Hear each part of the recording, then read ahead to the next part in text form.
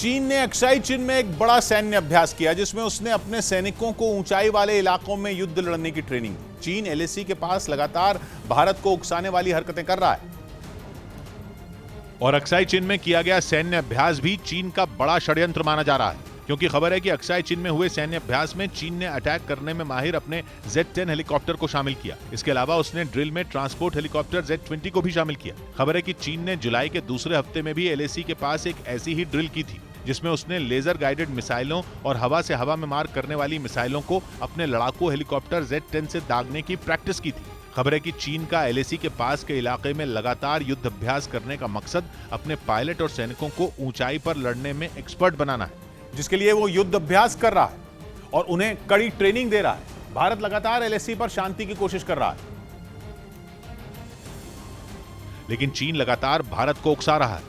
खबर है कि उसके पिछले कुछ सैन्य अभ्यासों में उसने जिस AKD-10 मिसाइल का इस्तेमाल किया वो एक एंटी टैंक मिसाइल है, जो 3 किलोमीटर दूर से ही टारगेट को पहचान लेती है और उस पर सटीक निशाना साध सकती है।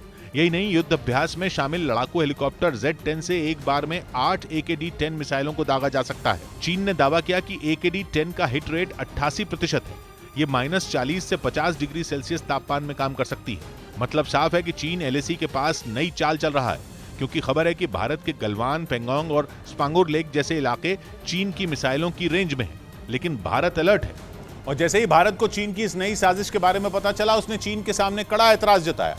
सूत्र बता रहे हैं कि भारत की वायुसेना के अधिकारियों की इस मामले में चीन के अधिकारियों से एक मुलाकात भी हुई, जिसमें भारत ने चीन से दो टूक बोल दिया कि वो एलएसी के पास उसके विमानों की चहलकदमी बर्दाश्त नहीं करेगा। चीन एलएसी के पास जो भी कर रहा है, भारत की उस पर नजर है। यही नहीं, एलएसी के पास भारत ने भी अपने सैनिकों की संख्या बढ़ा दी है और निर्माण कार्य तेज कर दिए हैं, जिससे जुड़ी जानकारी पिछले महीने संसद में भी दी गई थी। माना जा रहा है कि चीन इसी वजह से घबराया हुआ है और एलएसी के पास सक्रिय है और अपनी सेना को ऊंचाई पर लड़ने की ट्रेनिंग दे रहा है।